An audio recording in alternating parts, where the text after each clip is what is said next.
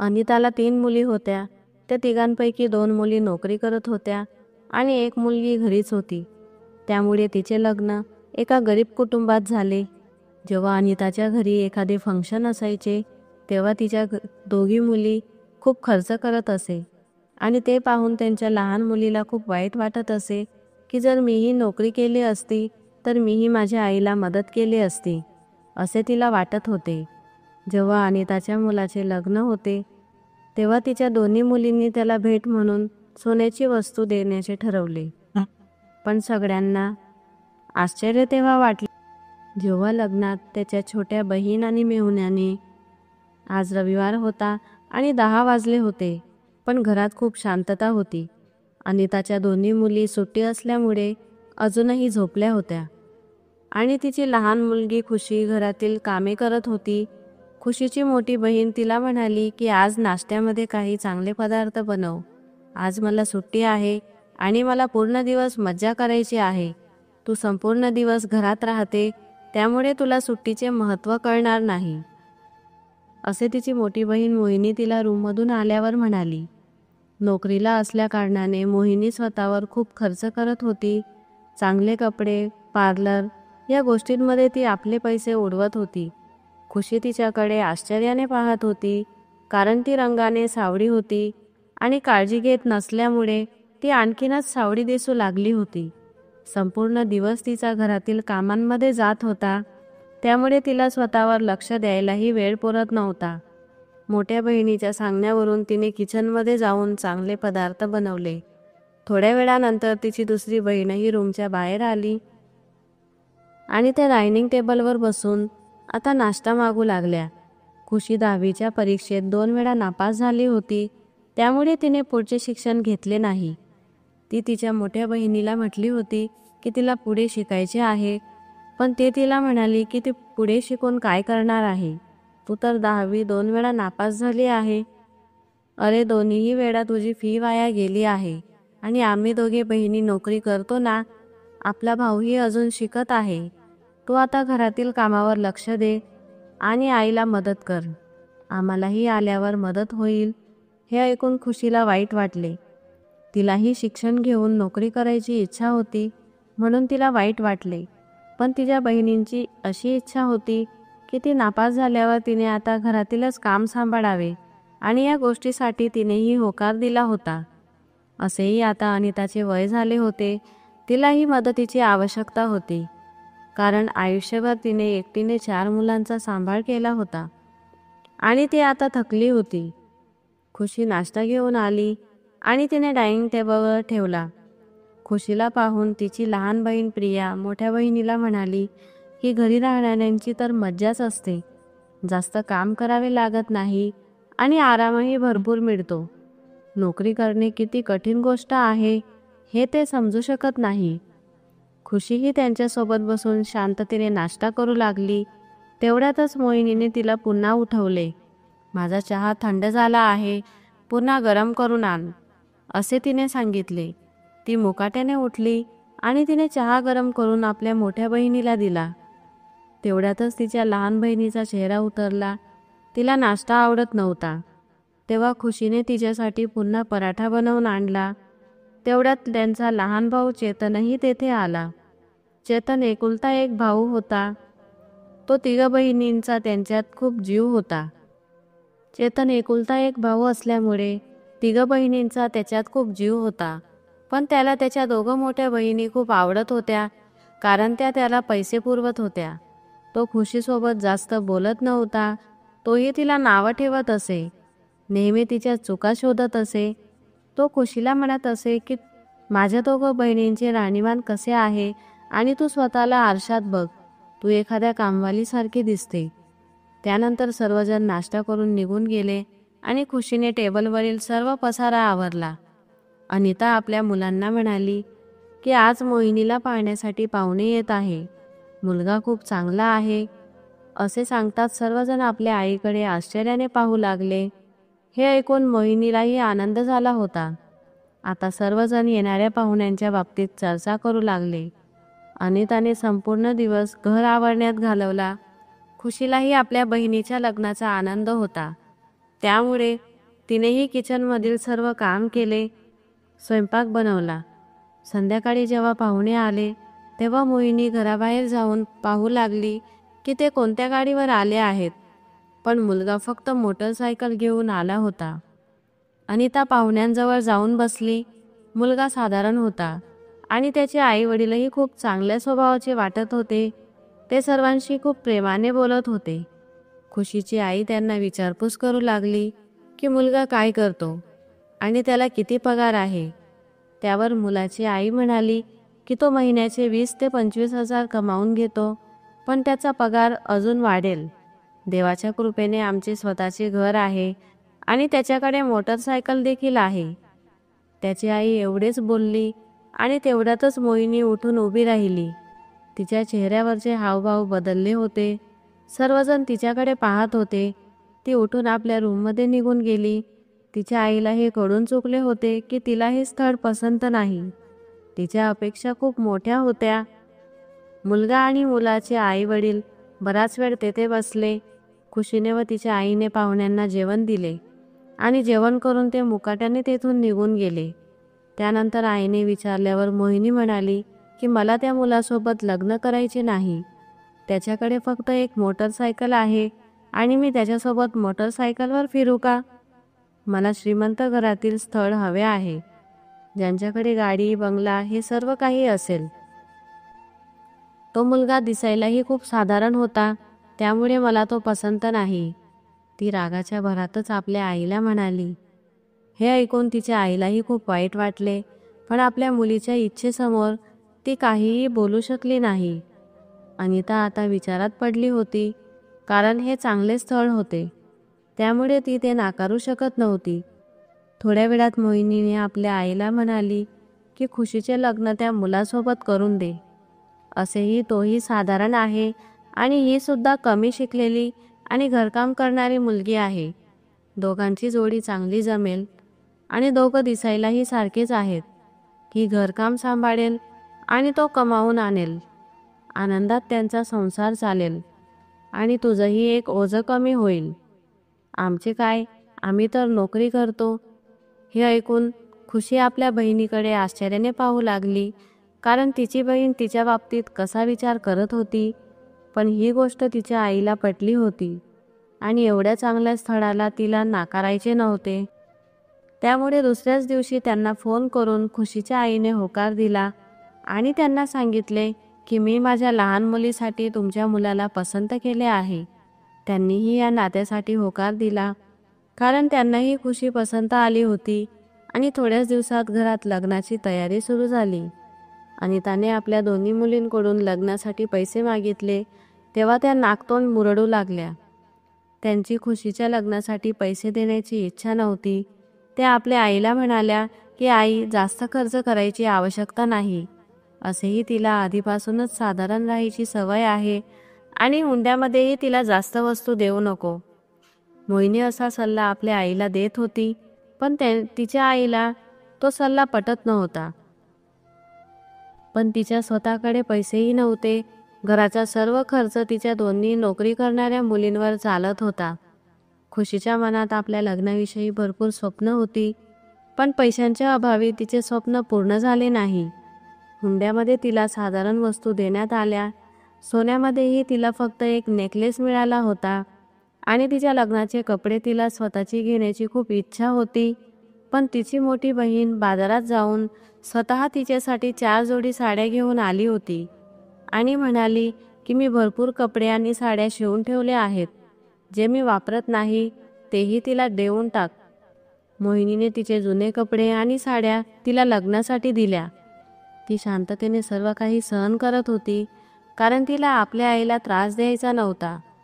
लग्नाचे दिवस आता हळूहळू जवळ येऊ लागले आणि मुलावाल्यांनी सांगितले की खुशीचे कपडे तुम्ही स्वतःच खरेदी करा, आम्ही करू शकत नाही. हे ऐकून खुशीच्या मोठ्या बहिणीला म्हणजेच मोहिनीला खूप राग आला. ती म्हणाली की आता पुन्हा त्या लग्नाच्या कपड्यांसाठी खर्च करावा लागेल. आधीच आपला भरपूर खर्च झाला आहे. हे ऐकून त्यांची आई रडू लागली. म्हणून मोहिनी प्रियाला घेऊन बाजारात गेली आणि त्यांनी भाड्याने तिला लग्नात घालण्यासाठी घागरा आणला. घागरा खूप सुंदर होता, पण त्यांनी घरात खोटे सांगितले होते की तो घागरा त्यांनी विकत आणला आहे. लग्नाच्या दिवशी नवरा मुलगा खुशीसाठी अनेक गिफ्ट घेऊन आला होता. त्यांनी हॉलमध्ये लग्न करण्याचे ठरवले होते, पण मोहिनीने त्या गोष्टीलाही नकार दिला आणि घरात तिचे लग्न लावून दिले. तिच्या निर्णयापुढे घरात कोणाचीही चालत नव्हते. अशा प्रकारे खूप साधारण पद्धतीने खुशीचे लग्न अक्षयसोबत झाले आणि ती आपल्या सासरी निघून गेली.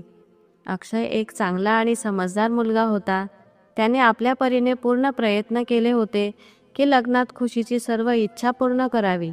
आणि खुशी ही एक साधारण मुलगी होती. तिला कोणत्याही गोष्टीचा लोभ नव्हता. ते दोन्हीही सारखे होते. त्यामुळे ते दोन्ही एकमेकांना भेटल्यावर देवाचे आभार मानत होते. अक्षयसोबत लग्न करून खुशीच्या आयुष्यात एक नवीन आनंद आला होता. दोघेही एकमेकांसोबत खूप खुश होते. अक्षय गरीब होता, पण मनाने खूप मोठा होता. त्याने आपल्या छोट्याशा घरात खुशीला राणीसारखे ठेवले होते. त्याचे तिच्यावर जीवापाड प्रेम होते, पण त्याची पगार कमी होती. महिन्याचा खर्च त्यांचा कसाबसा भागत होता. कधी किराण्यासाठी पैसे नसत, तर कधी बिल भरण्यासाठी पैसे नसायचे. मग ते पुढच्या पगाराची वाट बघायचे. पण खुशीने कधीही कोणत्या गोष्टीसाठी तक्रार केली नाही. थोड्या दिवसानंतर ती आपल्या आईला भेटण्यासाठी माहेरी आली. तेव्हा घरात काहीतरी दगदग चालू होती. सर्वजण नटून थटून बसले होते. हे पाहिल्यावर तिने आपल्या आईला विचारपूस केली की आई, आज घरात काही कार्यक्रम आहे का? तेव्हा तिची आई तिला म्हणाली की हो बेटा, आज आपल्या घरी मुलीवाले येणार आहेत. चेतनचे लग्न ठरवायचे आहे आणि मुलगी डॉक्टर आहे आणि ते एक श्रीमंत कुटुंब आहे. हे स्थळ आपल्या मोहिनीने पाहिले आहे. हे ऐकून खुशी शांत झाली, कारण याबाबतीत तिला कोणीही काहीही सांगितले नाही. थोड्याच वेळात तयारी करून तिच्या दोघं बहिणी बाहेर आल्या. त्या आपल्या आईला म्हणाल्या होत्या की आता आपल्या भावाचे लग्न होणार आहे. त्यामुळे आई, मी तुझ्यासाठी सुंदर साडी आणली आहे. ही साडी 5,000ची आहे. मोहिनी खूप गर्वाने सांगत होती आणि प्रियाने आपल्या पर्समधून सोन्याच्या बांगड्या काढून आपल्या आईला घालून दिल्या.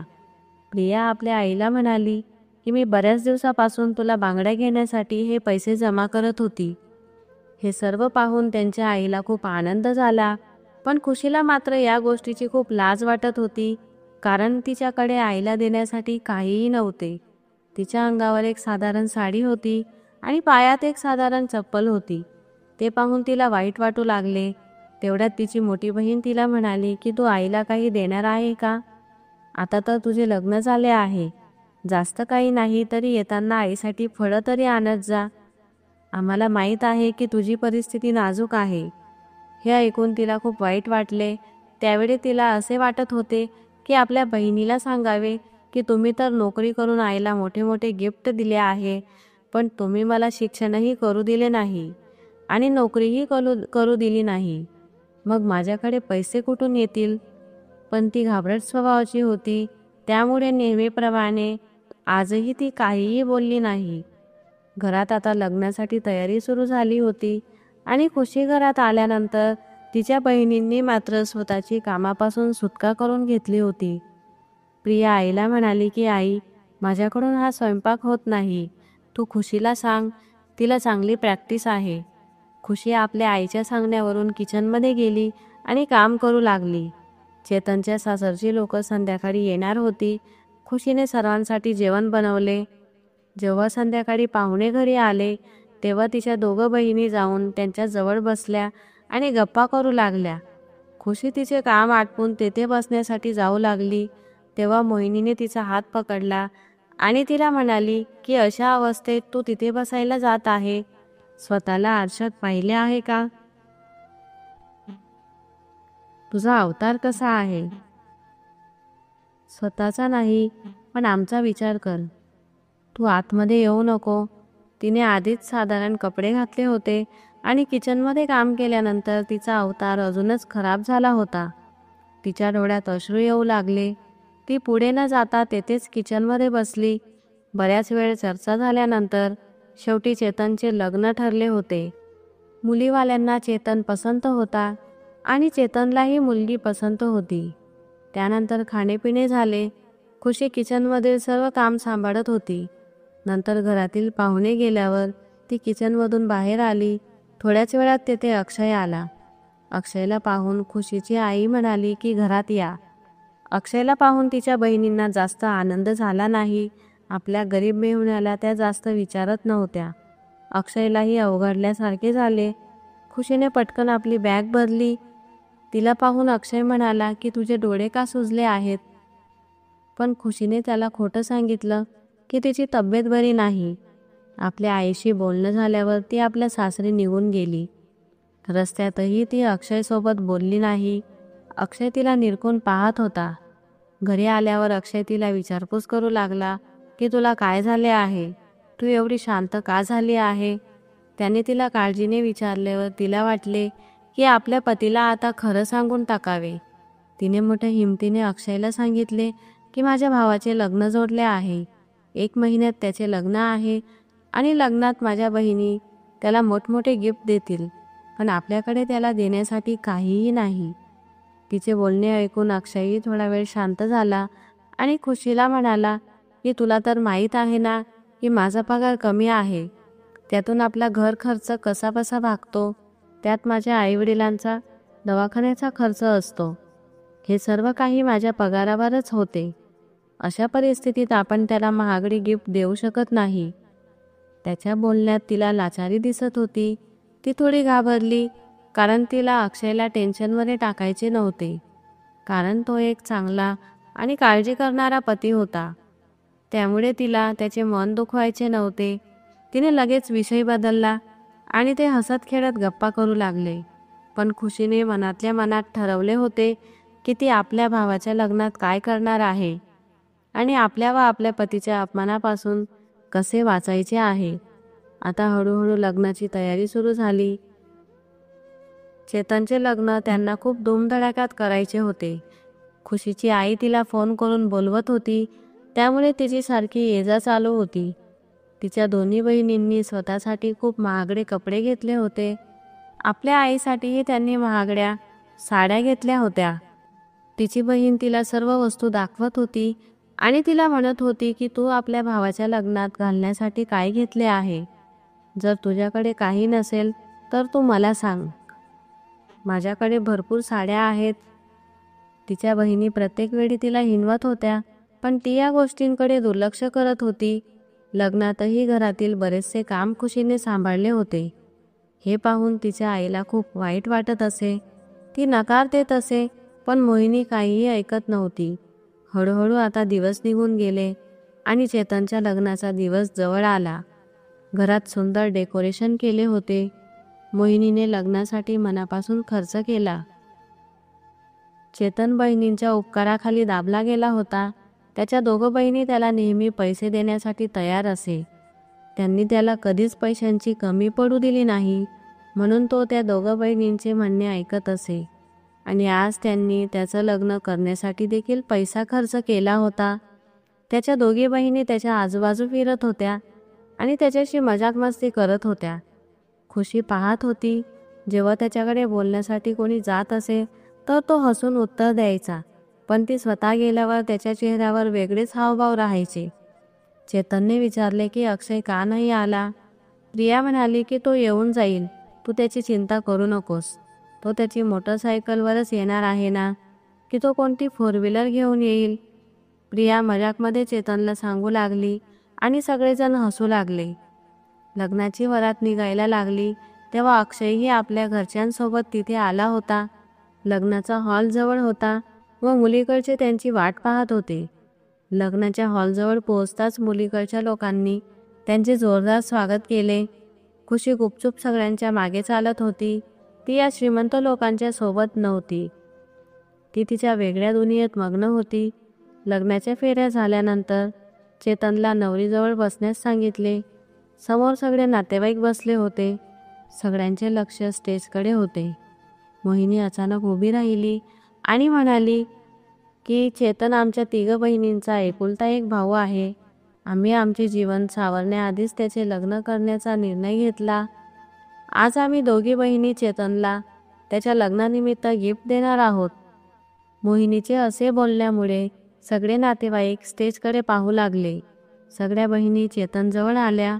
फक्त खुशीच होती जी त्याच्यापासून लांब उभी होती. मोहिनीची नजर तिच्यावर पडली. खुशीला माहीत नव्हते की तिचा असा अपमान होणार आहे. मोहिनीने तिच्या पर्समधून एक सोन्याची अंगठी काढली. सगळेजण आश्चर्यचकित होऊन त्यांच्याकडे पाहू लागले. मोहिनी म्हणाली की ही अंगठी आम्हा दोघं बहिणींकडून. तेवढ्याच समोरून एक नातेवाईक म्हणाला की खुशीने काय दिले? तुम्ही तर तिचं नावही घेतलं नाही. नातेवाईकांचे बोलणे ऐकून मोहिनीच्या चेहऱ्यावर गर्व आणि घमंड दिसू लागला आणि ती खुशीला म्हणाली की तू आणि अक्षयने काय आणले आहे चेतनसाठी? कारण तूच एकुलती एक बहीण आहे जिचे लग्न झाले आहे. तुम्ही दोघांनी मिळून चेतनला काहीतरी द्यायला हवं होतं. दोघे बहिणी खुशीकडे बघून हसत होत्या आणि म्हणत होत्या की तिची लायकी नाही की ती काहीतरी चेतनला देऊ शकेल. तिच्याकडे जास्त लक्ष देऊ नका. तिच्याविषयी न बोललेलेच बरे. मोहिनीचे असे बोलणे ऐकून सगळे नातेवाईक हसू लागले. तेवढ्यात अक्षय खुशीच्या बाजूला येऊन उभा राहिला. खुशी त्याच्याकडे बघून हसू लागली. अक्षय चेतनला म्हणाला की तू माझा एकुलता एक साला आहेस. मी आणि खुशीने तुझ्यासाठी एक गिफ्ट आणले आहे. अक्षयने हसून खुशीला इशारा केला. सगळे नातेवाईक आणि बहिणी त्या दोघांकडे पाहू लागले. खुशीने आणि अक्षयने एक पाकिट चेतनच्या हातात दिले. चेतनची बायको आश्चर्यचकित होऊन पाहू लागली, कारण तिला सांगितले होते की अक्षय आणि खुशीकडून काहीच अपेक्षा करायची नाही. ते आपल्याला काहीही देऊ शकत नाही. चेतनने पाकिट उघडून पाहिले तेव्हा त्यात 7 दिवसाचे शिमला मनाली टूरचे तिकीट निघाले. तिच्या दोघं बहिणींना आश्चर्य वाटले की असे कसे झाले. अक्षय आणि खुशी दोघेही एकमेकांकडे बघून हसू लागले. सगळे नातेवाईक आश्चर्यचकित होऊन बघत होते, कारण की या लग्नातील सगळ्यात महागडे गिफ्ट खुशी आणि अक्षयने दिले होते. चेतनच्या बायकोलाही त्यांचं गिफ्ट आवडलं होतं. तिने त्यांचा आभार मानला. तिच्या मनात त्यांच्याबद्दल एक आदर निर्माण झाला होता. चेतनच्या पत्नीने खुशीचा हात पकडला आणि म्हणाली की धन्यवाद, तुम्ही खूप चांगले गिफ्ट दिले आहे. सगळ्यांनी आम्हाला गिफ्ट दिले, पण तुम्ही आमच्याबद्दल विचार करून आम्हाला गिफ्ट दिले आहे. त्याबद्दल मी तुमची आभारी आहे. खुशीच्या बहिणी विचार करत होत्या की अक्षय आणि खुशीकडे एवढे पैसे कुठून आले. सगळे नातेवाईकही त्या दोघांचा सन्मान करत होते. खुशीला माहीत होते की तिने जी इज्जत आज आपल्या माहेरी कमावली होती ती आता कायमस्वरूपी राहील, कारण चेतनची पत्नी आपल्या बाकीच्या नंदांच्या स्वभावामुळे त्यांच्याकडे रागात पाहत होती. लग्नाच्या काही विधी पूर्ण होत होत्या. तेवढ्यात मोहिनी आणि प्रिया खुशीजवळ येऊन उभ्या राहिल्या आणि दोघं तिला म्हणू लागल्या की तुझ्याकडे एवढे पैसे कुठून आले? खुशी हसू लागली आणि म्हणाली की नेहमी तुम्ही मला खाली दाखवण्याचा प्रयत्न करत होते आणि माझा अपमान करत होते, पण देवावर ज्याचा विश्वास आहे त्याचं नेहमीच कोणी काहीही बिघडू शकत नाही. मला माहीत होते की चेतनला काही ना काही गिफ्ट द्यावेच लागेल, म्हणून मी मुलांची ट्युशन घेण्याचा निर्णय घेतला आणि त्या पैशांमधून भिशी चालू केली आणि भिशीच्या कमिटीला सांगितले होते की ज्यावेळेस मला पैसे लागतील त्यावेळेस तुम्ही मला द्या. म्हणून आज मला ते पैसे मिळाले आणि मी त्याच्यासाठी एक गिफ्ट अरेंज केले. मला माझ्या भाऊ आणि बहिणीच्या आनंदाशिवाय दुसरा कोणताही आनंद नाही. दोघं बहिणी रागाने लाल झाल्या होत्या.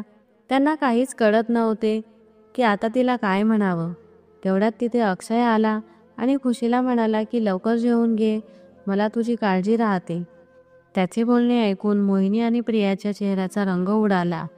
आज त्यांना कळाले होते की खुशीची परिस्थिती गरिबीची आहे, तरी देखील ती इतक्या आनंदाने राहू शकते. तिचा आनंद तिच्या चेहऱ्यावर साफ झळकत होता, कारण तिच्याजवळ तिच्या पतीचे प्रेम होते, म्हणून ती इतक्या आनंदाने राहत होती. खुशी आणि अक्षय एकमेकांशी प्रेमात बोलत होते आणि एकमेकांना प्रेमाने घास भरवत होते आणि दुसरीकडे दोघं बहिणी महागातील कपडे आणि बूट घालून बाजूला उभे होते. चेतनही आपल्या पत्नीसोबत बसला होता व तो जेवण करत होता. तो आपल्या बहिणींना विसरला होता. दोघे बहिणींना कळाले होते की आपण नेहमी तिला पैसे दाखवून अपमानित करत होतो, पण आज आपली लायकी तिच्यापुढे काहीच नाही. ती आपल्यापेक्षा सर्वश्रेष्ठ आहे. आजच्या काळात सर्व काही पैसा नसतो, माणुसकी पण असते. जर आपणच आपल्या नातेवाईकांना ओळखण्यात चुकलात तर दुसरे कसे ओळखतील? म्हणून आपण कधीच आपल्या जवळच्या नातेवाईकांची थट्टाच मस्करी करायची नाही. त्यांना नेहमी समजून घेण्याचा प्रयत्न करायचा. परिस्थिती कोणाचीही बदलू शकते, म्हणून कुठल्याच गोष्टीचा जास्त घमंड करायचा नाही. आज या कथेत असंच सिद्ध झालं आहे. त्या बहिणींना वाटले की आम्ही पैशांच्या जोरावर आमच्या भावाला व त्याच्या पत्नीला आमच्या पायाखाली दाबून ठेवू, पण तसे काही झाले नाही. त्याचे लग्न झाले आणि तो त्यांना विसरला व त्याच्या पत्नीच्या मनात त्याच्या गरीब बहिणीसाठी एक आदर निर्माण झाला, जो आदर त्यांना हवा होता. म्हणून आपल्या भाऊ बहिणींना कधीच खाली दाखवू नका. ते आपल्या बरोबरीचेच आहेत असे समजा. मित्रांनो, तुम्हाला या कथेबद्दल काय वाटले ते कमेंट बॉक्समध्ये कळवा. आणि तुम्हाला आमची कथा आवडली असेल तर लाईक करा. आमच्या चॅनलला तुम्ही सबस्क्राईब केलं नसेल तर सबस्क्राईब करा. आपण पुन्हा भेटूया एका नवीन कथेसह. धन्यवाद.